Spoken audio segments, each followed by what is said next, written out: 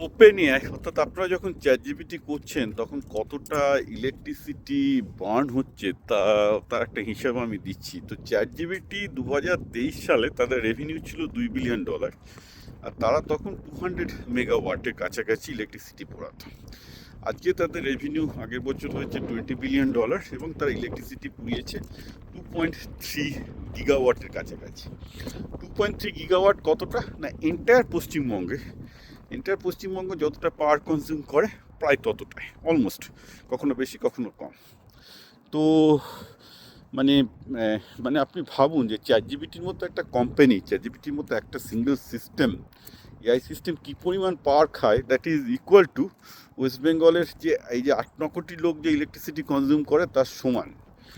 তো ন্যাচারালি সব জায়গাতে এখন একটা ইলেকট্রিসিটি ক্রাইসিস, মানে ইউএসএতে একটা ভয়ঙ্কর রকম ইলেকট্রিসিটি ক্রাইসিস হচ্ছে, কারণ এআই সেন্টার, ডেটা সেন্টারগুলো প্রচণ্ড ইলেকট্রিসিটি খাচ্ছে, এবং যার জন্য আমাদের ইলেকট্রিসিটি কর সাংঘাতিক বেড়ে গেছে।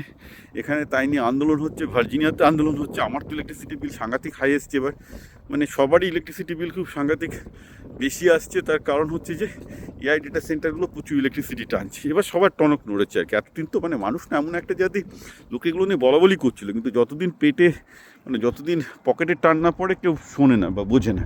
আজকে দেখা যাচ্ছে যে একটা গরিব লোক, যার ইলেকট্রিসিটি বিল হঠাৎ করে বেশি চলে এসছে, এখন তার মাথা ঘুরতে শুরু করে দিয়েছে যে বেসিক্যালি এটা কী হচ্ছে, এআই ডেটা সেন্টার সব কিছু টেনে নিচ্ছে। ইনফ্যাক্ট মজার ব্যাপার হচ্ছেই আজকে যে অধিকাংশ আমেরিকানদের অবস্থা খারাপ হয়ে যাচ্ছে, মানে ইনফ্লেশনের কিছুটা কারণ থেকে শুরু করে সব কিছুর পেছনে কিন্তু এআইয়ের ভূমিকা আছে। অর্থাৎ এআই মানুষের ভালো না করে কিন্তু আমরা যেটা দেখতে পাচ্ছি যে ইমিডিয়েট ইয়েতে বেশ খারাপ হচ্ছে। এখন হচ্ছে ইলেকট্রিসিটির জন্য বেশি পয়সা দিতে হচ্ছে, ওয়াটারের জন্য বেশি পয়সা দিতে হচ্ছে।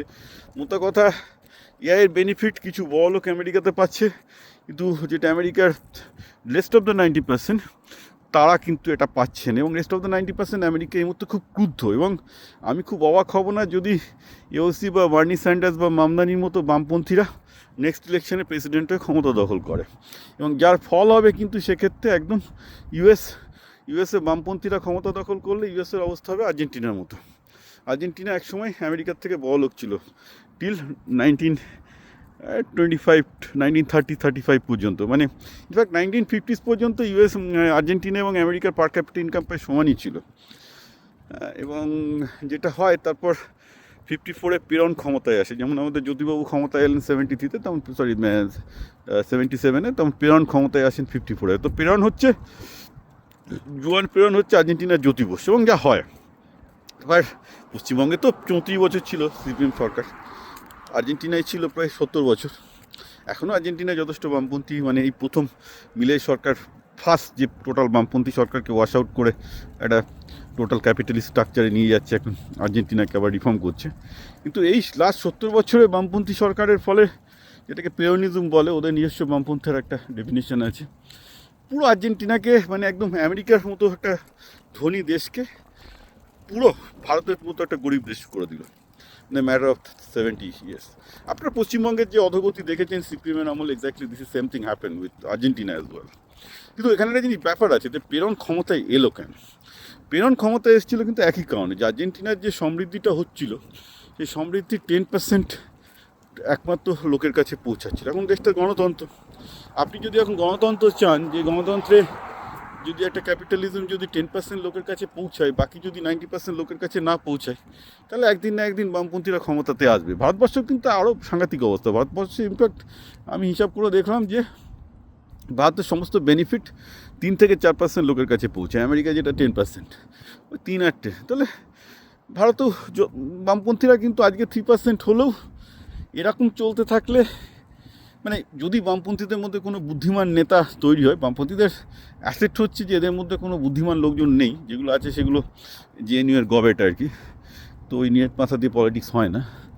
তো যদি বুদ্ধিমান লোকজন বামপন্থীদের মধ্যে চলে আসে ভারতবর্ষের বামপন্থী আন্দোলনে, তাহলে কিন্তু ভারতবর্ষেও একটা বিরাট রকম বামপন্থী সার্চ আসতে পারে, যেটা ভারতবর্ষের জন্য বিশাল রকমের ক্ষতির কারণ হবে, এবং ভারতবর্ষ হয়তো টিকবে না, টুকরো টুকরো হয়ে যাবে। কারণ আমি মনে করি বামপন্থী মতবাদে চললে ভারতবর্ষের একতা রক্ষা করাই মুশকিল হয়ে যাবে, because of the economic implosion, it will be imploded. তো আমেরিকারও একই অবস্থা হতে পারে। আমেরিকায় অ্যাকচুয়ালি মানে 88 ইলেকশানে বামপন্থীদের বামপন্থী প্রেসিডেন্ট আসার সম্ভাবনা কিন্তু 100%। অনেকে ভাবছেন যে সেন্টিস্ট কোনো ডেমোক্র্যাট আসবেন, নিউজম্যান গেভিনের মতো, মানে ক্যালিফোর্নিয়ার গভর্নর হবে না। কারণ এই মুহূর্তে ডেমোক্র্যাট বেস পুরোপুরি বামপন্থীরা দখল করে ফেলেছে, এবং বেসে একমাত্র মানে কী হয়, এই প্রাইমারিতে তো আমি দেখেছি কেউ ভোট দিতে যায় না। আমি প্রাইমারিতে জীবনে 2বার ভোট দিতে গেছি। প্রাইমারিতে না হার্ডকোর উগ্র সাপোর্টারগুলো ভোট দিতে যায়, আর উগ্র সাপোর্টারগুলো ডেমোক্রেটিক পার্টির যেগুলো, সেগুলো সবই অ্যাকচুয়ালি লেফটিস্ট। তো প্রাইমারিতেই কোনো মানে সেন্টিস্ট ক্যান্ডিডেট ডেমোক্র্যাটদের মধ্যে বেরোতে পারবে না নেক্সট ইলেকশনে। আমি যেটা দেখতে পাচ্ছি, এই ট্রাম্প আসার ফলে এটা খুব ডেঞ্জারাস হয়ে যাবে। সেটা হচ্ছে এই যে মামদানির মতো বামপন্থী ক্ষমতায় আসতে চলেছে, অ্যান্ড দ্যাট মিনস যে একদম আর্জেন্টিনার মতো সিচুয়েশন হবে। অর্থাৎ একবার যদি 90%-এর লোকজন ক্ষমতা দখল করে বসে, তারপর কিন্তু আমেরিকার অবস্থা খুব খারাপ হয়ে যাবে। কারণ সব জায়গাতেই বামপন্থীরা ক্ষমতায় টিকে থাকার জন্য নিজেদের মিলিশিয়া, যেটা অ্যাকচুয়ালি ভেনেজুয়েলায় করেছে, কালেকটিভো যাকে বলে, অর্থাৎ বামপন্থী গানম্যান ইত্যাদি করে, জানে যে ডেমোক্রেটিক্যালি তারা বেশি দিন ক্ষমতায় থাকতে পারবে না, লোকে 2 দিন বাদে হবে। যেটা আমাদের পশ্চিমবঙ্গে ছিল হারমাদ বাহিনী। তো এই হারমাদ বাহিনী ভেনেজুয়েলাতে বলে হচ্ছে কালেকটিভো। মানে প্রতিটা জায়গায় বামপন্থীদের ওই ব্যাপারটা একই, যে মানুষকে ধোঁকা মেরে ক্ষমতায় আসো। মানে কোথাও মানে ঠিক আছে, মানুষের কারণও আছে, কারণ অবভিয়াসলি 90% ডিসফ্র্যাঞ্চাইজ থাকে। তো তারপর যখন মানুষ বুঝতে পারে যে এদের কেনে মহা ভুল হয়ে গেছে, মানে আগে তাও খেতে পেতাম, এখন খেতেও পাচ্ছি না, তার বদলে কিল খেতে হচ্ছে, মানে পেটে কিল খেতে হচ্ছে, পেটে কিল খেতে হচ্ছে, তখন এরা একটা হারমাদ বাহিনীর মতো তৈরি করে। যেমন আমি আবার বলছি, ভেনেজুয়েলাতে হারমাদ বাহিনীর নাম হচ্ছে কালেকটিভো। প্রায় 4 লাখ মতো আর্মড মিলিশিয়া আছে, মানে that is loyal to the left party. সেরকম আর্জেন্টিনাতেও ছিল আর কি। তো যাকে তাদেরকে নিষ্ক্রিয় করার একটা লম্বা ইতিহাস আছে, গেরিলা ওয়ারফেয়ার হয়েছে, তারও একটা লম্বা ইতিহাস আছে। তো সব কিছু মিলিয়ে আমেরিকাও আমার মতে আর্জেন্টিনার যে পথে গেছিলো সেই পথে যাওয়ার ম্যাসিভ চান্স আছে। কারণ ট্রাম্প বা এদের রাইট উইং পলিটিশিয়ানরা মোটেও দেখছে না যে বাকি 90% কীভাবে বেঁচে আছে। এবং আমেরিকার লোকজন কিন্তু আইডিয়ালিস্ট নয়, অল্প কিছু সংখ্যক বাদ দিয়ে ম্যাক্সিমাম নিজেদের পকেটের কথা চিন্তা করে। অতএব এখানে আর্জেন্টিনার মতো গণেশ উল্টানোর সম্ভাবনা খুবই বেশি।